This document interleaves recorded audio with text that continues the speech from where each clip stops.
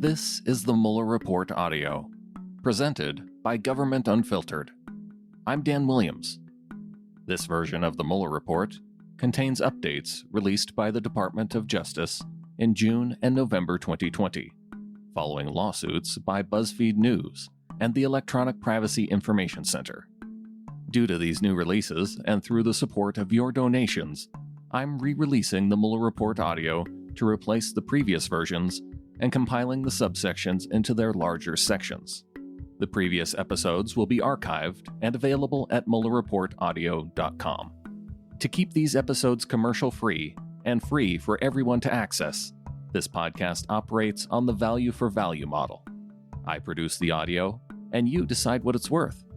You can donate at MuellerReportAudio.com, or, as I continue to read public documents and make them available here in audio format, you can support with a recurring monthly donation at patreon.com/TimberlaneMedia.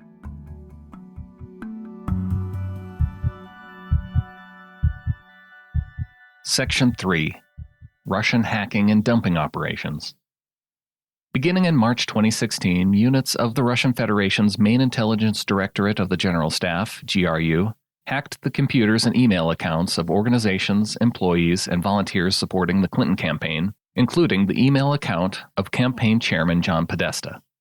Starting in April 2016, the GRU hacked into the computer networks of the Democratic Congressional Campaign Committee, DCCC, and the Democratic National Committee, DNC. The GRU targeted hundreds of email accounts used by Clinton campaign employees, advisors, and volunteers. In total, the GRU stole hundreds of thousands of documents from the compromised email accounts and networks. The GRU later released stolen Clinton campaign and DNC documents through online personas DCLeaks and Guccifer 2.0, and later through the organization WikiLeaks. The release of the documents was designed and timed to interfere with the 2016 U.S. presidential election and undermine the Clinton campaign. The Trump campaign showed interest in the WikiLeaks releases, and in the summer and fall of 2016, Roger Stone tried to connect with WikiLeaks founder Julian Assange through intermediaries. Stone boasted to senior campaign officials about his access to Assange. After Stone's prediction of WikiLeaks' first Clinton-related release proved true, the Trump campaign stayed in contact with Stone about WikiLeaks' activities. The investigation was unable to resolve whether Stone played a role in WikiLeaks' release of the stolen Podesta emails on October 7, 2016. The same day a video from years earlier was published of Trump using graphic language about women. Section 3A. GRU Hacking Directed at the Clinton Campaign. 1. GRU units target the Clinton campaign.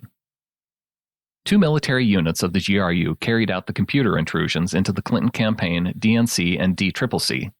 Military units 26165 and 74455. Military Unit 26165 is a GRU cyber unit dedicated to targeting military, political, governmental, and non-governmental organizations outside of Russia, including in the United States. The unit was subdivided into departments with different specialties. One department, for example, developed specialized malicious software, Malware, while another department conducted large-scale spear phishing campaigns. Short redaction citing investigative technique. A Bitcoin mining operation to secure Bitcoins used to purchase computer infrastructure used in hacking operations. Military Unit 74455 is a related GRU unit with multiple departments that engaged in cyber operations. Unit 74455 assisted in the release of documents stolen by Unit 26165, the promotion of those releases, and the publication of anti-Clinton content on social media accounts operated by the GRU. Officers from Unit 74455 separately hacked computers belonging to state boards of elections, secretaries of state, and U.S. companies that supplied software and other technology related to the administration of U.S. elections. Beginning in mid-March 2016, Unit 26165 had primary responsibility for hacking the DCCC and DNC, as well as email accounts of individuals affiliated with the Clinton campaign. Unit 26165 used short redaction, citing harm to ongoing matter and investigative technique. To learn about short redaction, citing harm to ongoing matter and investigative technique. Different Democratic websites, including Democrats.org, HillaryClinton.com, DNC.org, and DCCC.org. About 2 lines redacted, citing harm to ongoing matter and investigative technique. began before the GRU had obtained any credentials or gained access to these networks, indicating that the later DCCC and DNC intrusions were not crimes of opportunity, but rather the result of targeting. GRU officers also sent hundreds of spear phishing emails to the work and personal email accounts of Clinton campaign employees and volunteers. Between March 10, 2016 and March 15, 2016, Unit 26165 appears to have sent approximately 90 spear phishing emails to email accounts at hillaryclinton.com. Starting on March 15, 2016, the GRU began targeting Google email accounts used by Clinton campaign employees, along with a smaller number of DNC.org email accounts. The GRU spear phishing operation enabled it to gain access to numerous email accounts of Clinton campaign employees and volunteers, including campaign chairman John Podesta, junior volunteers assigned to the Clinton campaign's advance team, informal Clinton campaign advisors, and a DNC employee. GRU officers stole tens of thousands of emails from spear phishing victims, including various Clinton campaign-related communications. 2. Intrusions into the DCCC and DNC networks. A. Initial access. By no later than April 12, 2016, the GRU had gained access to the DCCC computer network using the credentials stolen from a DCCC employee who had been successfully spearphished the week before. Over the ensuing weeks, the GRU traversed the network, identifying different computers connected to the DCCC network. By stealing network access credentials along the way, including those of IT administrators with unrestricted access to the system, the GRU compromised approximately 29 different computers on the DCCC network.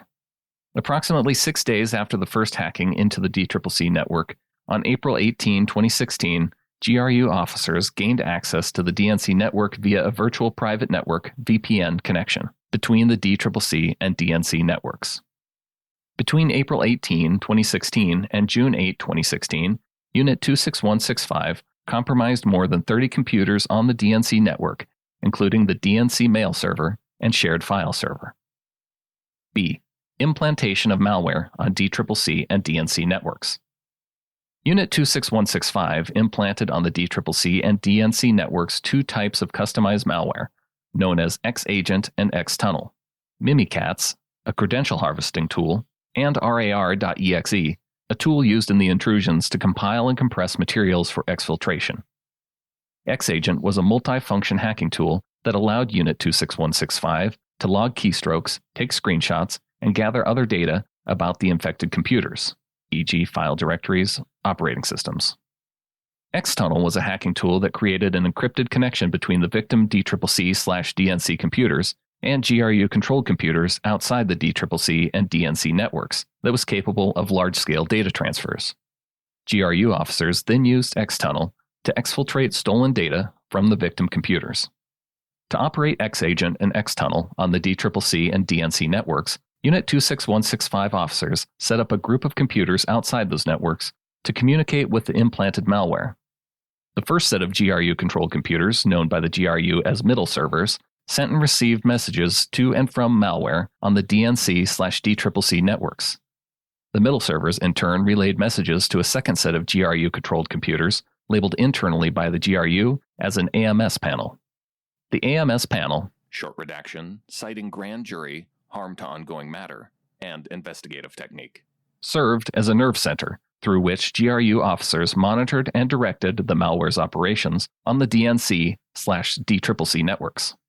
The AMS panel used to control X-Agent during the DCCC and DNC intrusions was housed on a leased computer located near, short redaction, citing grand jury, harm to ongoing matter, and investigative technique, Arizona. About 2.5 lines redacted, citing grand jury, harm to ongoing matter, and investigative technique. The next 2 paragraphs, approximately 18 lines, redacted, citing grand jury, harm to ongoing matter, and investigative technique. The Arizona-based AMS panel also stored thousands of files containing key logging sessions captured through X-Agent. These sessions were captured as GRU officers monitored DCCC and DNC employees' work on infected computers regularly between April 2016 and June 2016. Data captured in these key logging sessions included passwords, internal communications between employees, banking information, and sensitive personal information. C. Theft of documents from DNC and DCCC networks. Officers from Unit 26165 stole thousands of documents from the DCCC and DNC Networks, including significant amounts of data pertaining to the 2016 U.S. federal elections. Stolen documents included internal strategy documents, fundraising data, opposition research, and emails from the work inboxes of DNC employees. The GRU began stealing DCCC data shortly after it gained access to the network. On April 14, 2016, approximately 3 days after the initial intrusion, GRU officers downloaded rar.exe onto the DCCC's document server. The following day, the GRU searched one compromised DCCC computer for files containing search terms that included Hillary, DNC, Cruz, and Trump. On April 25, 2016, the GRU collected and compressed PDF and Microsoft documents from folders on the DCCC's shared file server that pertained to the 2016 election. The GRU appears to have compressed and exfiltrated over 70 gigabytes of data from this file server. The GRU also stole documents from the DNC network shortly after gaining access. On April 22, 2016, the GRU copied files from the DNC network to GRU-controlled computers. Stolen documents included the DNC's opposition research into candidate Trump.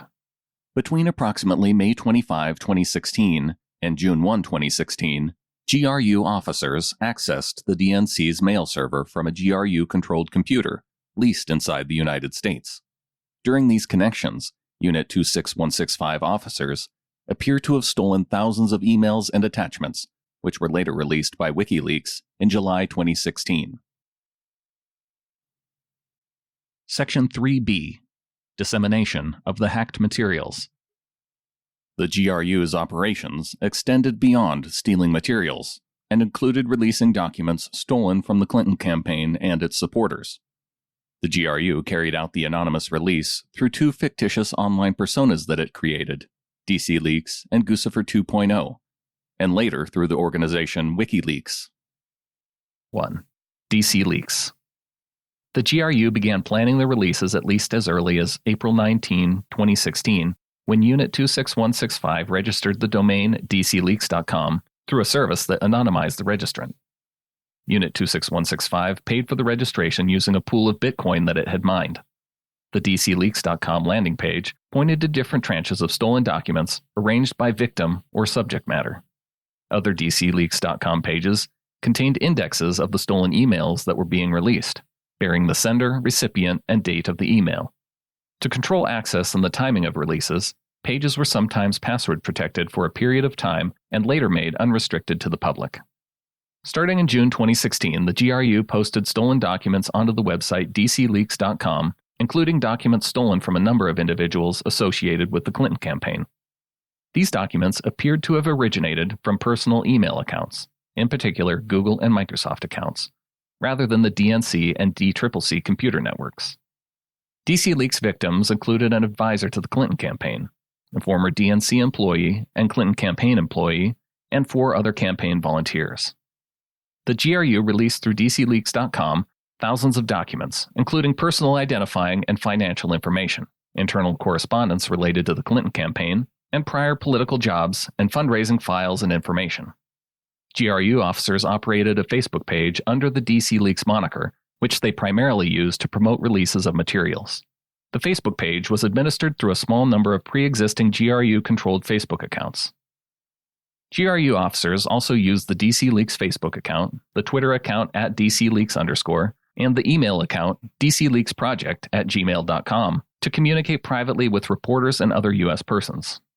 GRU officers using the DCLeaks persona gave certain reporters early access to archives of leaked files by sending them links and passwords to pages on the DCLeaks.com website that had not yet become public. For example, on July 14, 2016, GRU officers operating under the DCLeaks persona sent a link and password for a non-public DCLeaks webpage to a U.S. reporter via the Facebook account. Similarly, on September 14, 2016, GRU officers sent reporters Twitter direct messages from @DCLeaks_, with a password to another non-public part of the DCLeaks.com website. The DCLeaks.com website remained operational and public until March 2017. 2. Guccifer 2.0. On June 14, 2016, the DNC and its cyber response team announced the breach of the DNC network and suspected theft of DNC documents. In the statements, the cyber response team alleged that Russian state-sponsored actors, which they referred to as Fancy Bear, were responsible for the breach. Apparently, in response to that announcement, on June 15, 2016, GRU officers using the persona Guccifer 2.0 created a WordPress blog. In the hours leading up to the launch of that WordPress blog, GRU officers logged into a Moscow-based server used and managed by Unit 74455 and searched for a number of specific words and phrases in English, including some hundred sheets, Illuminati, and worldwide known. Approximately 2 hours after the last of those searches, Guccifer 2.0 published its first post, attributing the DNC server hack to a lone Romanian hacker and using several of the unique English words and phrases that the GRU officers had searched for that day. That same day, June 15, 2016, the GRU also used the Guccifer 2.0 WordPress blog to begin releasing to the public documents stolen from the DNC and DCCC computer networks. The Guccifer 2.0 persona ultimately released thousands of documents stolen from the DNC and DCCC in a series of blog posts between June 15, 2016 and October 18, 2016. Released documents included opposition research performed by the DNC, including a memorandum analyzing potential criticisms of candidate Trump, internal policy documents, such as recommendations on how to address politically sensitive issues, analyses of specific congressional races, and fundraising documents. Releases were organized around thematic issues, such as specific states, e.g. Florida and Pennsylvania, that were perceived as competitive in the 2016 U.S. presidential election. Beginning in late June 2016, the GRU also used the Guccifer 2.0 persona to release documents directly to reporters and other interested individuals. Specifically, on June 27, 2016, Guccifer 2.0 sent an email to the news outlet The Smoking Gun, offering to provide exclusive access to some leaked emails linked to Hillary Clinton's staff. The GRU later sent the reporter a password and link to a locked portion of the DCLeaks.com website that contained an archive of emails stolen by Unit 26165 from a Clinton campaign volunteer in March 2016. That the Guccifer 2.0 persona provided reporters access to a restricted portion of the DCLeaks website tends to indicate that both personas were operated by the same or a closely related group of people. The GRU continued its release efforts through Guccifer 2.0 into August 2016. For example, on August 15, 2016, the Guccifer 2.0 persona sent a candidate for the U.S. Congress documents related to the candidate's opponent. On August 22, 2016, the Guccifer 2.0 persona transferred approximately 2.5 gigabytes of Florida-related data stolen from the DCCC to a U.S. blogger covering Florida politics. On August 22, 2016, the Guccifer 2.0 persona sent a U.S. reporter documents stolen from the DCCC pertaining to the Black Lives Matter movement. The GRU was also in contact through the Guccifer 2.0 persona with Roger Stone, a former Trump campaign member whose interest in material stolen from the Clinton campaign is further discussed in Volume 1, Section 3D1 Infra. After the GRU had published stolen DNC documents through Guccifer 2.0, Stone told members of the campaign that he was in contact with Guccifer 2.0. In early August 2016, Stone publicly protested Twitter's suspension of the Guccifer 2.0 Twitter account. After it was reinstated, GRU officers posing as Guccifer 2.0 wrote to Stone via private message, "Thank you for writing back. Do you find anything interesting in the docs I posted?" On August 17, 2016, the GRU added, "Please tell me if I can help you anyhow. It would be a great pleasure to me." On September 9, 2016, the GRU, again posing as Guccifer 2.0, referred to a stolen DCCC document posted online and asked Stone, "What do you think of the info on the turnout model for the Democrats' entire presidential campaign?" Stone responded, "Pretty standard." The investigation did not identify evidence of other communications between Stone and Guccifer 2.0. 3. Use of WikiLeaks. In order to expand its interference in the 2016 U.S. presidential election, the GRU units transferred many of the documents they stole from the DNC and the chairman of the Clinton campaign to WikiLeaks. GRU officers used both the DCLeaks and Guccifer 2.0 personas to communicate with WikiLeaks through Twitter private messaging and through encrypted channels, including possibly through WikiLeaks' private communication system. A. WikiLeaks expressed opposition toward the Clinton campaign. WikiLeaks, and particularly its founder Julian Assange, privately expressed opposition to candidate Clinton well before the first release of stolen documents. In November 2015, Assange wrote to other members and associates of WikiLeaks that we believe it would be much better for GOP to win. Dems plus media plus liberals would then form a bloc to rein in their worst qualities. With Hillary in charge, GOP will be pushing for her worst qualities. Dems plus media plus neoliberals will be mute. She's a bright, well-connected, sadistic sociopath. In March 2016, WikiLeaks released a searchable archive of approximately 30,000 Clinton emails that had been obtained through FOIA litigation.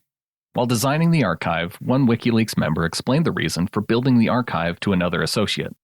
We want this repository to become the place to search for background on Hillary's plotting at the State Department during 2009 to 2013. Firstly, because it's useful and will annoy Hillary, but secondly, because we want to be seen to be a resource/player in the U.S. election, because it may encourage people to send us even more important leaks. B.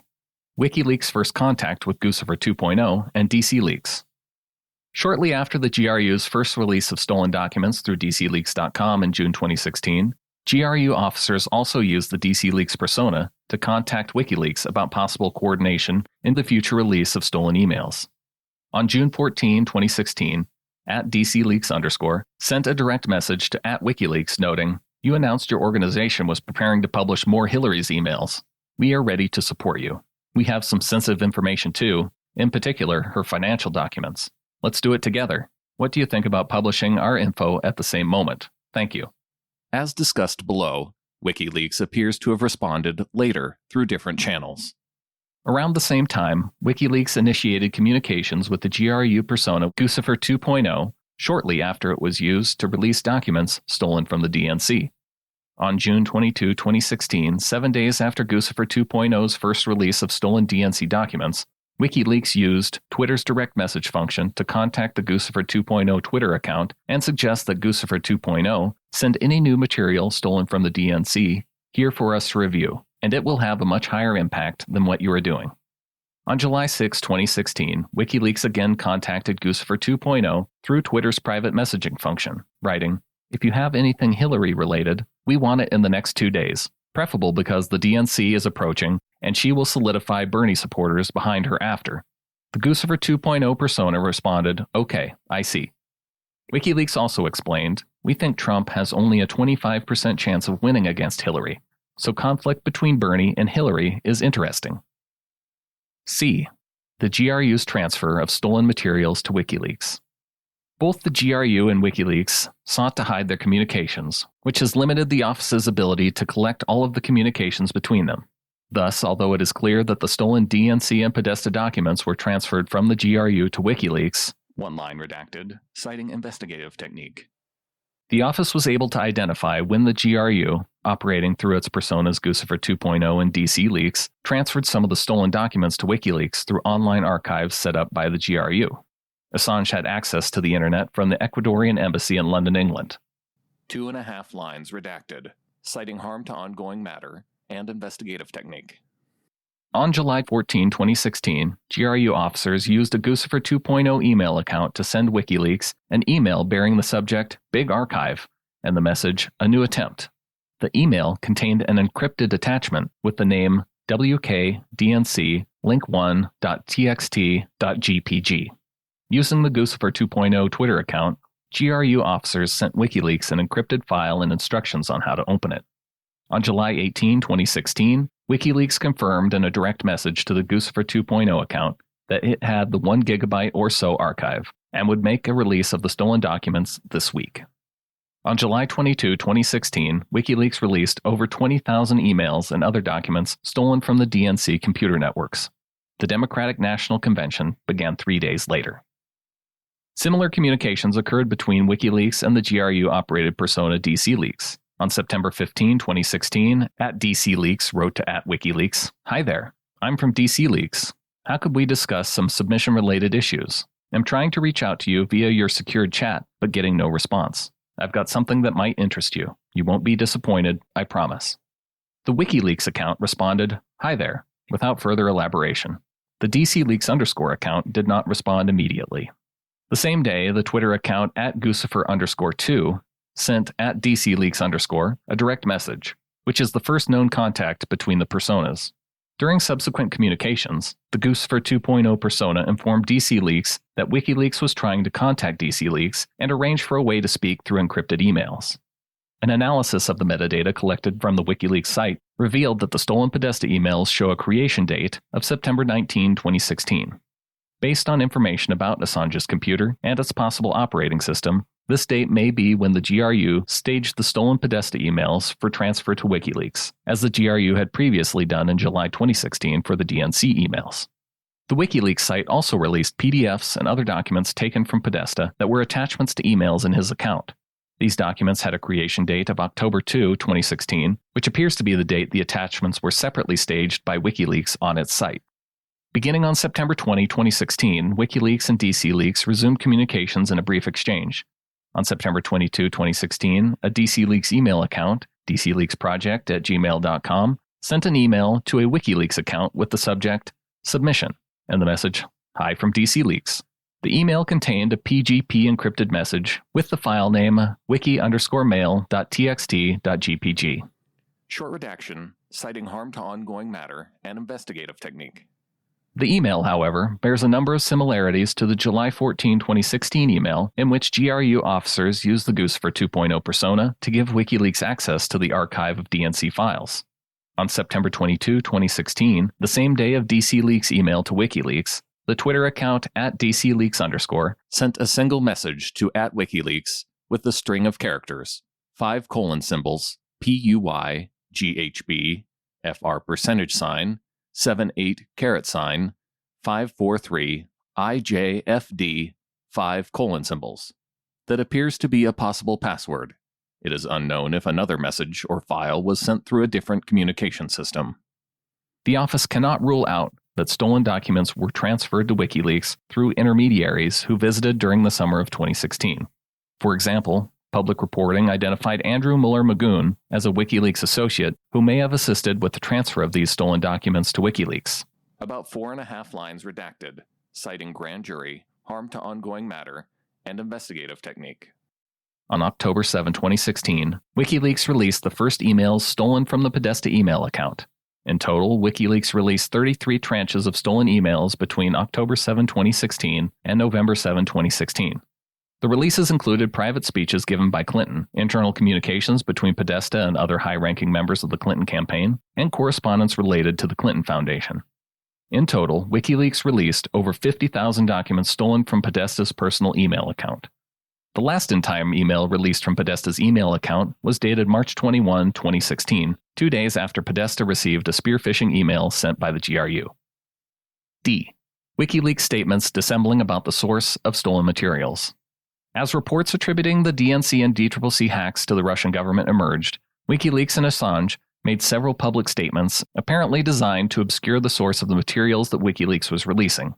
The file transfer evidence described above and other information uncovered during the investigation discredit WikiLeaks' claims about the source of the material that it posted.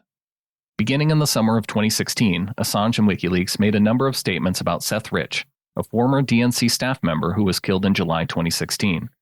The statements about Rich implied falsely that he had been the source of the stolen DNC emails.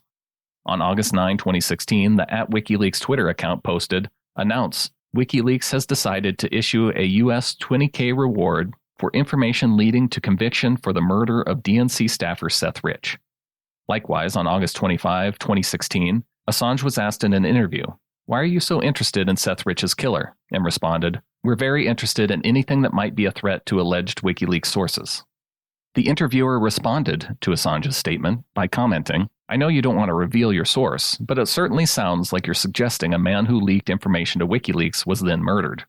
Assange replied, "If there's someone who's potentially connected to our publication, and that person has been murdered in suspicious circumstances, it doesn't necessarily mean that the two are connected. But it is a very serious matter. That type of allegation is very serious, as it's taken very seriously by us." After the U.S. intelligence community publicly announced its assessment that Russia was behind the hacking operation, Assange continued to deny that the Clinton materials released by WikiLeaks had come from Russian hacking. According to media reports, Assange told a U.S. congressman that the DNC hack was an inside job and purported to have physical proof that Russians did not give materials to Assange. Section 3C. Additional GRU cyber operations.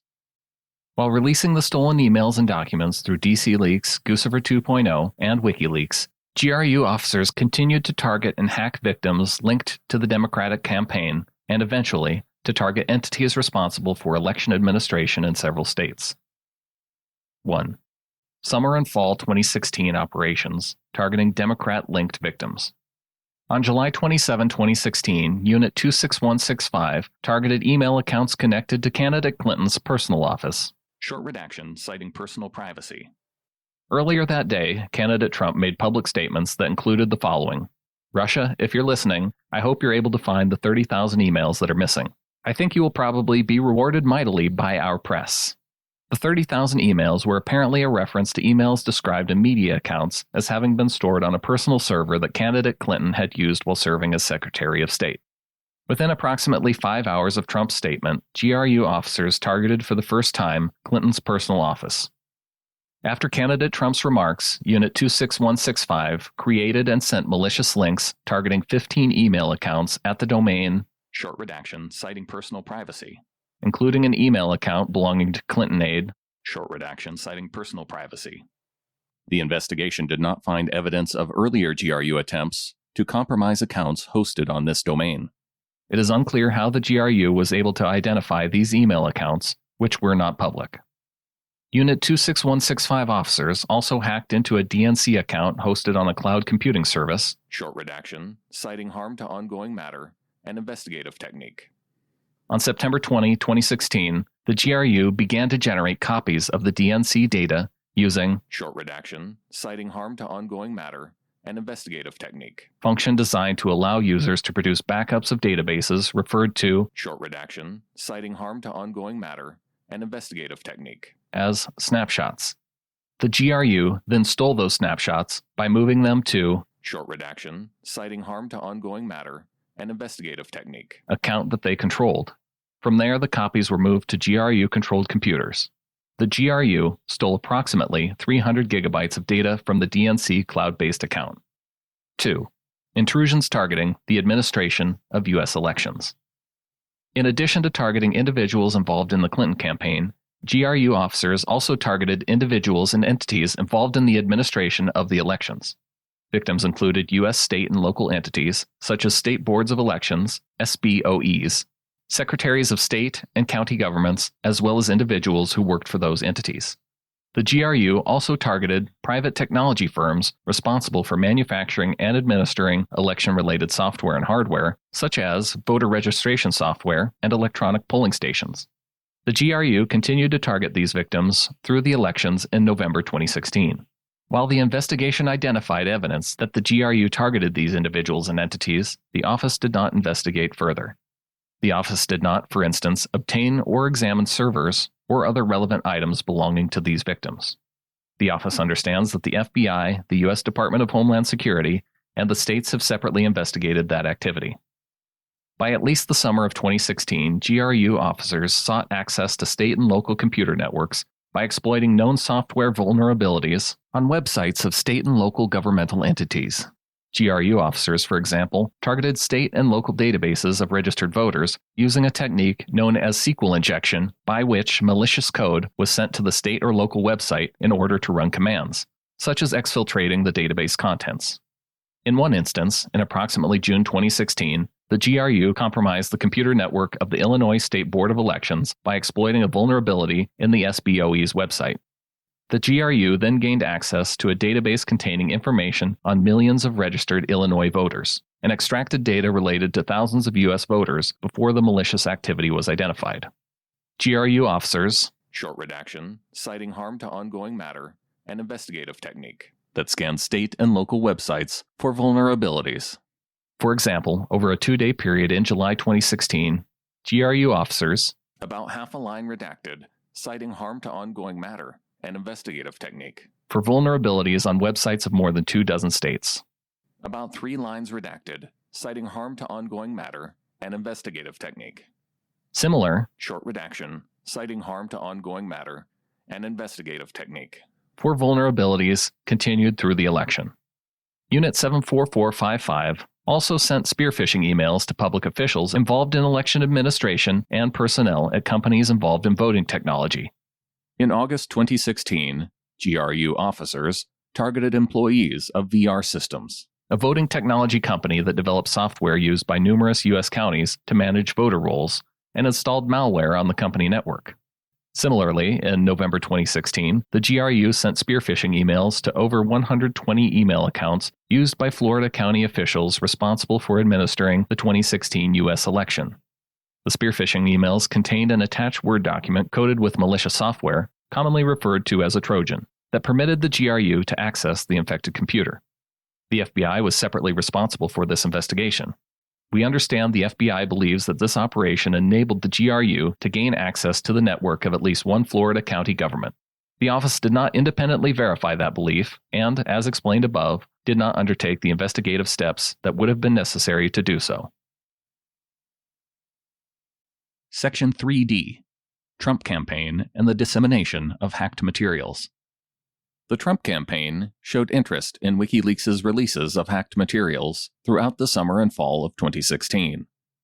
Trump associate Roger Stone made several attempts to contact WikiLeaks founder Assange, boasted of his access to Assange, and was in regular contact with campaign officials about the releases that Assange made and was believed to be planning.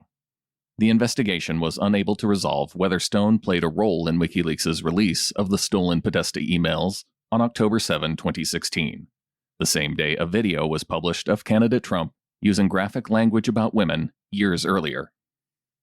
1. Role of Roger Stone. A.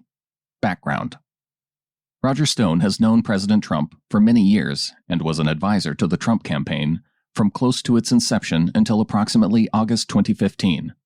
After leaving the campaign in August 2015, Stone continued to promote the campaign and maintained regular contact with Trump campaign members, including candidate Trump and, when they joined the campaign, with campaign officials Paul Manafort, Steve Bannon, and Rick Gates. According to multiple witnesses involved with the campaign, beginning in June 2016 and continuing through October 2016, Stone spoke about WikiLeaks with senior campaign officials, including candidate Trump. B. Contacts with the campaign about WikiLeaks. Stone has publicly denied having any direct contact with Assange and claimed not to have had any discussions with an intermediary connected to Assange until July or August 2016.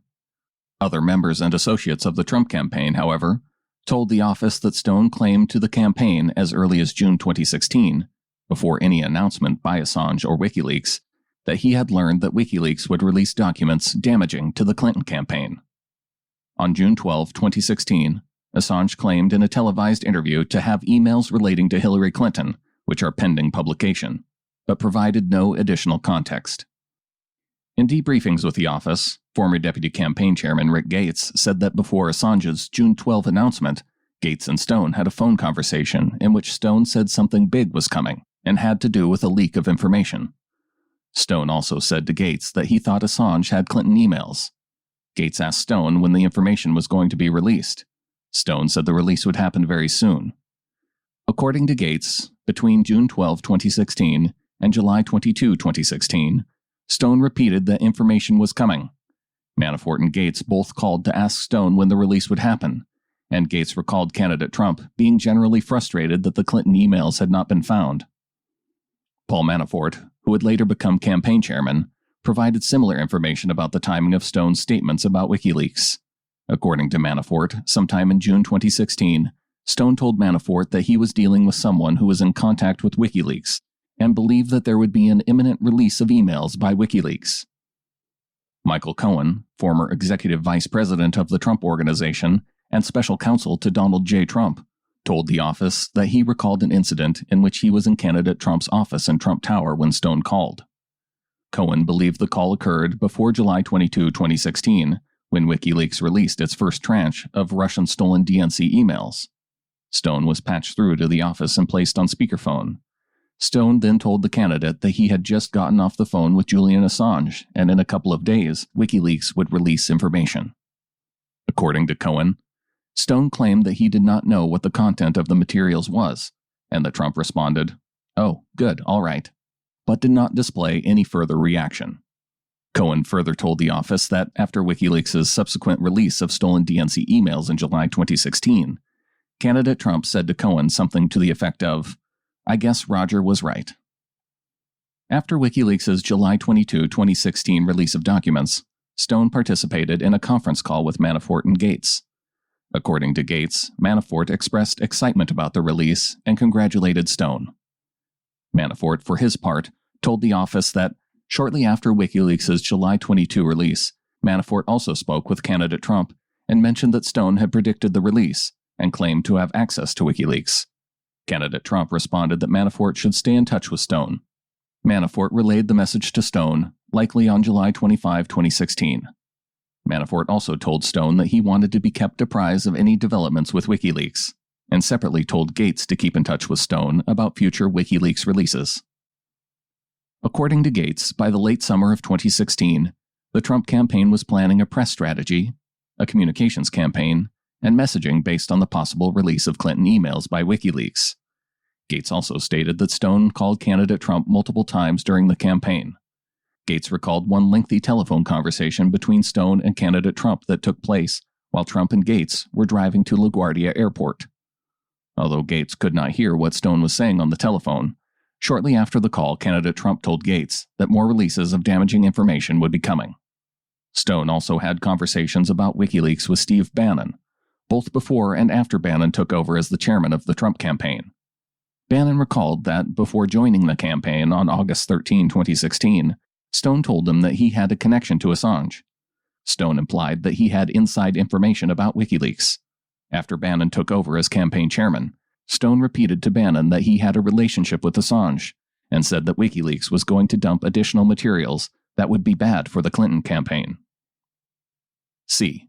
Roger Stone's known efforts to communicate with WikiLeaks.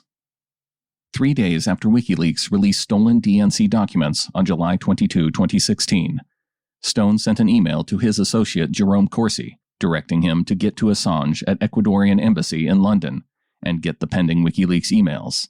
They deal with Foundation, allegedly. Corsi is an author who holds a doctorate in political science. In 2016, Corsi also worked for the media outlet WorldNet Daily, WND.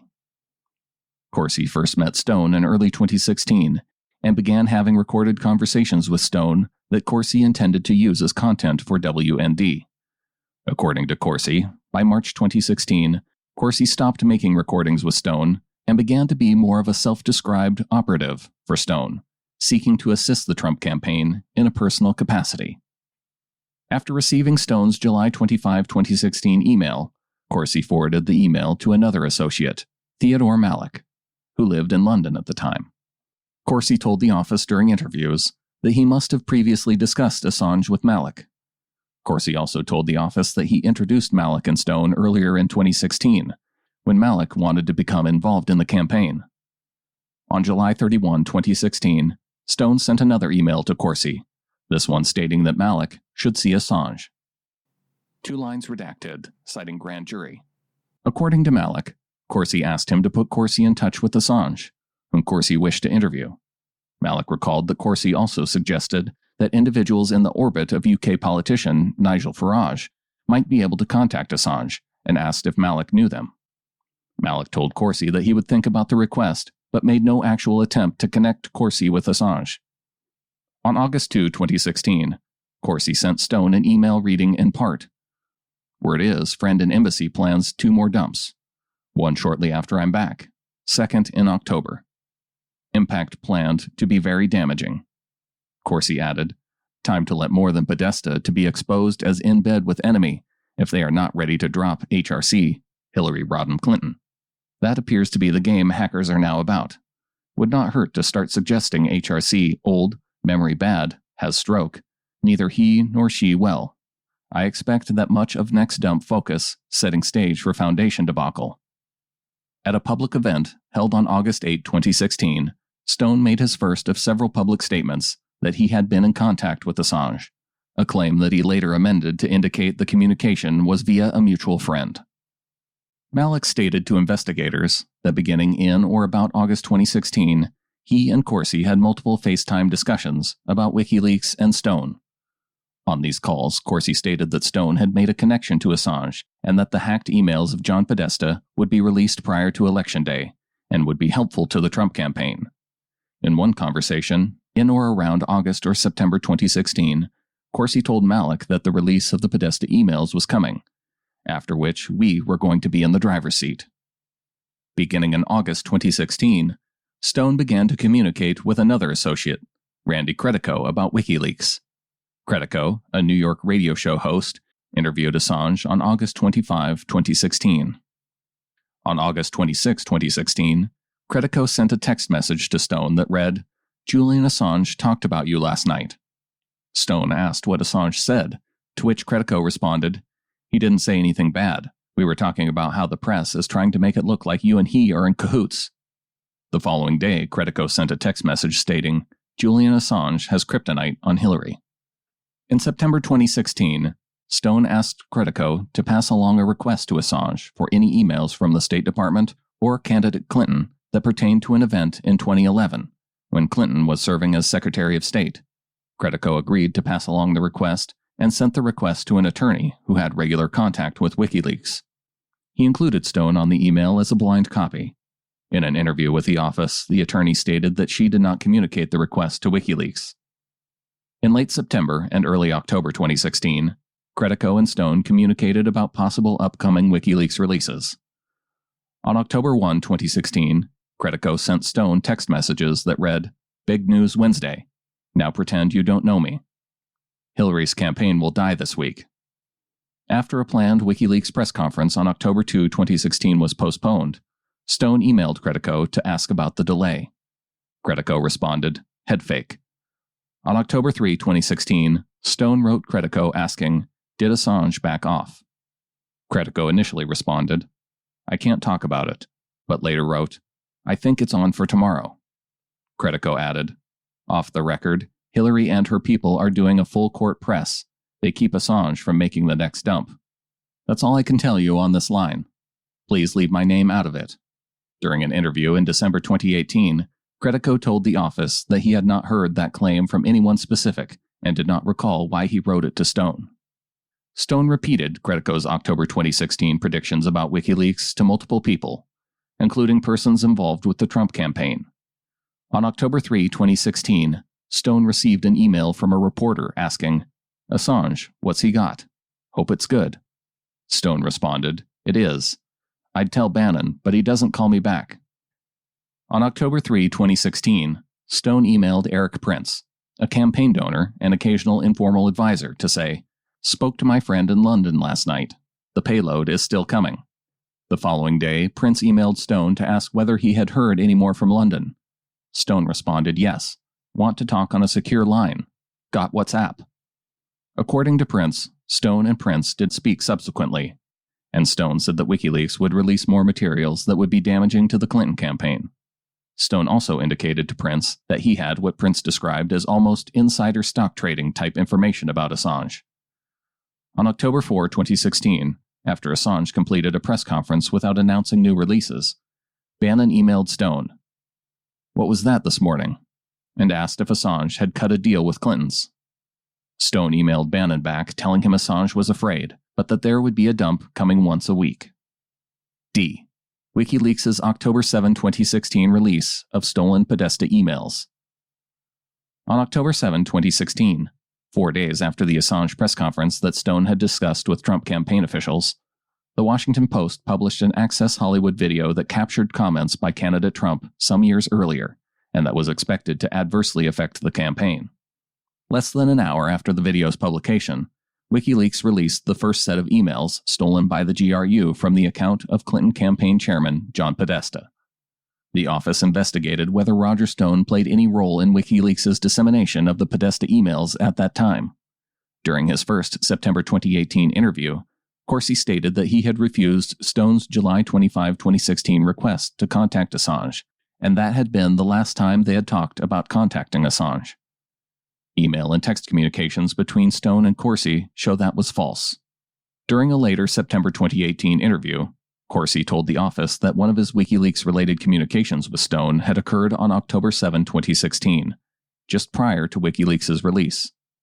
Corsi told the office that he spoke with Stone before publication of the Access Hollywood video, and that Stone knew about the tape's content and its imminent release, both of which he relayed to Corsi. Corsi gave conflicting accounts of what happened after Stone purportedly informed him about the video. Initially, Corsi told investigators that he had instructed Stone to have WikiLeaks release information to counteract the expected reaction to the video's release, and that Stone said that was a good idea and would get it done. Later, during the same interview, Corsi stated that Stone had told Corsi to have WikiLeaks drop the Podesta emails immediately, and Corsi told Stone he would do it. Corsi said that because he had no direct means of communicating with WikiLeaks, he told members of the news site WND, who were participating on a conference call with him that day, to reach Assange immediately. Corsi claimed that the pressure was enormous and recalled telling the conference call the Access Hollywood tape was coming. Corsi stated that he was convinced that his efforts had caused WikiLeaks to release the emails when they did. In a later November 2018 interview, Corsi stated that he thought that he had told people on a WND conference call about the forthcoming tape, and had sent out a tweet asking whether anyone could contact Assange, but then said that maybe he had done nothing. The office investigated Corsi's allegations about the events of October 7, 2016, but found little corroboration for his allegations about the day. In public statements, Stone has denied having advance knowledge of the Access Hollywood tape. Telephone records show that on the morning of October 7, 2016, Stone had a conversation with a reporter from the Washington Post, the first media outlet to publish the Access Hollywood video. However, the phone records themselves do not indicate that the conversation was with any of the reporters who broke the Access Hollywood story, and the office has not otherwise been able to identify the substance of the conversation. Telephone records show communication between Stone and Corsi on October 7, 2016, as well as Corsi's participation in 2 conference calls that day. However, the office has not identified any conference call participant or anyone who spoke to Corsi that day who says that they received non-public information about the tape from Corsi or acknowledged having contacted a member of WikiLeaks on October 7, 2016, after a conversation with Corsi. E. Donald Trump Jr. interaction with WikiLeaks. Donald Trump Jr. had direct electronic communications with WikiLeaks during the campaign period. On September 20, 2016, an individual named Jason Fishbein sent WikiLeaks the password for an unlaunched website focused on Trump's unprecedented and dangerous ties to Russia, PutinTrump.org. WikiLeaks publicly tweeted, "Let's bomb Iraq. Progress for America PAC to launch PutinTrump.org at 9:30 a.m. Oops, PW is Putin Trump, PutinTrump.org. Several hours later, WikiLeaks sent a Twitter direct message to Donald Trump Jr. A PAC-run anti-Trump site, PutinTrump.org, is about to launch. The PAC is a recycled pro-Iraq war PAC. We have guessed the password. It is Putin Trump. See About for who is behind it. Any comments?" Several hours later, Trump Jr. emailed a variety of senior campaign staff. "Guys, I got a weird Twitter DM from WikiLeaks. See below. I tried the password and it works, and the About section they reference contains the next pick in terms of who is behind it. Not sure if this is anything, but it seems like it's really WikiLeaks asking me as I follow them, and it is a DM. Do you know the people mentioned and what the conspiracy they are looking for could be? These are just screenshots, but it's a fully built out page claiming to be a PAC. Let me know your thoughts and if we want to look into it." Trump Jr. attached a screenshot of the About page for the unlaunched site PutinTrump.org. The next day, after the website had launched publicly, Trump Jr. sent a direct message to WikiLeaks. "Off the record, I don't know who that is, but I'll ask around. Thanks." On October 3, 2016, WikiLeaks sent another direct message to Trump Jr. asking you guys to help disseminate a link alleging candidate Clinton had advocated using a drone to target Julian Assange. Trump Jr. responded that he already had done so and asked, "What's behind this Wednesday leak I keep reading about?" WikiLeaks did not respond. On October 12, 2016, WikiLeaks wrote again that it was great to see you and your dad talking about our publications. Strongly suggest your dad tweets this link if he mentions us. WLSearch.tk. WikiLeaks wrote that the link would help Trump in digging through leaked emails and stated, "We just released Podesta emails part 4. 2 days later, Trump Jr. publicly tweeted the WLSearch.tk link. 2. Other potential campaign interest in Russian hacked materials. Throughout 2016, the Trump campaign expressed interest in Hillary Clinton's private email server and whether approximately 30,000 emails from that server had in fact been permanently destroyed as reported by the media. Several individuals associated with the campaign were contacted in 2016 about various efforts to obtain the missing Clinton emails and other stolen material in support of the Trump campaign. Some of these contacts were met with skepticism, and nothing came of them. Others were pursued to some degree. The investigation did not find evidence that the Trump campaign recovered any such Clinton emails or that these contacts were part of a coordinated effort between Russia and the Trump campaign. A. Henry Oknyansky, aka Henry Greenberg. In the spring of 2016, Trump campaign advisor Michael Caputo learned through a Florida-based Russian business partner that another Florida-based Russian, Henry Oknyansky, who also went by the name Henry Greenberg, claimed to have information pertaining to Hillary Clinton. Caputo notified Roger Stone and brokered communication between Stone and Oknyansky. Oknyansky and Stone set up a May 2016 in-person meeting. Oknyansky was accompanied to the meeting by Alexei Razin, a Ukrainian associate involved in Florida real estate.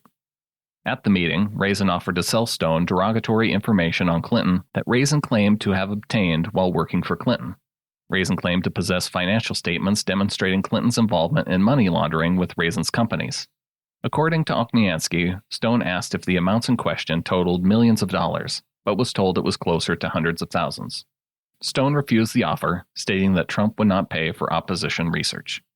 Oknyansky claimed to the office that Razin's motivation was financial. According to Oknyansky, Razin had tried unsuccessfully to shop the Clinton information around to other interested parties, and Oknyansky would receive a cut if the information was sold. Razin is noted in public source documents as the director and/or registered agent for a number of Florida companies, none of which appears to be connected to Clinton. The office found no other evidence that Razin worked for Clinton or any Clinton-related entities. In their statements to investigators, Oknyansky and Caputo had contradictory recollections about the meeting. Oknyansky claimed that Caputo accompanied Stone to the meeting and provided an introduction, whereas Caputo did not tell us that he had attended and claimed that he was never told what information Oknyansky offered. Caputo also stated that he was unaware Oknyansky sought to be paid for the information until Stone informed him after the fact. The office did not locate Razin in the United States, although the office confirmed Razin has been issued a Florida driver's license. The office otherwise was unable to determine the content and origin of the information he purportedly offered to Stone. Finally, the investigation did not identify evidence of a connection between the outreach or the meeting and Russian interference efforts. B. Campaign efforts to obtain deleted Clinton emails. After candidate Trump stated on July 27, 2016, that he hoped Russia would find the 30,000 emails that are missing, Trump asked individuals affiliated with his campaign to find the deleted Clinton emails. Michael Flynn, who would later serve as national security advisor in the Trump administration, recalled that Trump made this request repeatedly, and Flynn subsequently contacted multiple people in an effort to obtain the emails. Barbara Ladine and Peter Smith were among the people contacted by Flynn. Ladine, a longtime Senate staffer, who had previously sought the Clinton emails, provided updates to Flynn about her efforts throughout the summer of 2016. Smith, an investment advisor who was active in Republican politics, also attempted to locate and obtain the deleted Clinton emails. Ladine began her efforts to obtain the Clinton emails before Flynn's request, as early as December 2015. On December 3, 2015, she emailed Smith a proposal to obtain the emails stating, "Here is the proposal I briefly mentioned to you. The person I described to you would be happy to talk with you, either in person or over the phone. The person can get the emails which, 1, were classified, and 2, were purloined by our enemies. That would demonstrate what needs to be demonstrated." Attached to the email was a 25-page proposal stating that the Clinton email server was, in all likelihood, breached long ago, and that the Chinese, Russian, and Iranian intelligence services could reassemble the server's email content. The proposal called for a 3-phase approach. The first 2 phases consisted of open-source analysis. The third phase consisted of checking with certain intelligence sources that have access through liaison work with various foreign services to determine if any of those services had gotten to the server. The proposal noted, even if a single email was recovered and the provenance of that email was a foreign service, it would be catastrophic to the Clinton campaign. Smith forwarded the email to 2 colleagues and wrote, "We can discuss to whom it should be referred." On December 16, 2015, Smith informed Ledeen that he declined to participate in her initiative. According to one of Smith's business associates, Smith believed Ledeen's initiative was not viable at that time. Just weeks after Trump's July 2016 request to find the Clinton emails, however, Smith tried to locate and obtain the emails himself. He created a company, raised tens of thousands of dollars, and recruited security experts and business associates. Smith made claims to others involved in the effort, and those from whom he sought funding, that he was in contact with hackers with ties and affiliations to Russia, who had access to the emails, and that his efforts were coordinated with the Trump campaign. On August 28, 2016, Smith sent an email from an encrypted account with the subject, "Secretary Clinton's unsecured private email server," to an undisclosed list of recipients, including campaign co-chairman Sam Clovis. The email stated that Smith was just finishing 2 days of sensitive meetings here in D.C. with involved groups to poke and probe on the above. It is clear that the Clintons' home-based, unprotected server was hacked with ease by both state-related players and private mercenaries. Parties with varying interests are circling to release ahead of the election. On September 2, 2016, Smith directed a business associate to establish KLS Research, LLC, in furtherance of his search for the deleted Clinton emails.